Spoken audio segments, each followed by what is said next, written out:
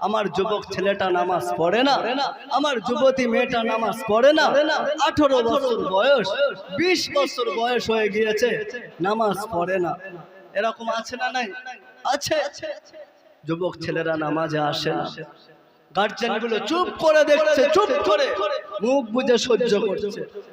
একটা মাইক থেকে নয়, দুটো মাইক থেকে নয়, আপনার গ্রামের মসজিদে যদি 5টা মাইক থাকে, 5টা হরন যদি থাকে, আপনি বলেন আপনাকে ডাকছে মুয়াজ্জিন একবার নয়, দুবার নয়, 5 বার ডাকছে, হাইয়া আলাস সালাহ, এসো নামাজের দিকে এসো, হাইয়া আলাল ফালাহ।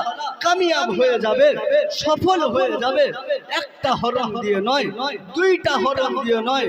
আপনার আশেপাশে তো আরো অনেক মসজিদ আছে, যদি আশেপাশে যদি 10টা মসজিদ থাকে আর প্রত্যেকটা মসজিদে যদি 5টা হরন থাকে, 5 10 50, 50টা হরন দিয়ে আপনাকে ডাকা হয়েছে, হাইয়া আলাস সালাহ, নামাজের দিকে এসো, হাইয়া আলাল ফালাহ, কামিয়াব হয়ে যাবে।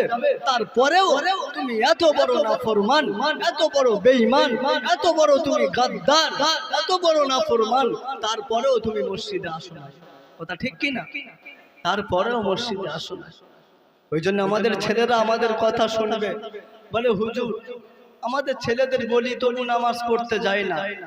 লোকমান হাকিমের মতো নসিহত গুলো করেন। লোকমান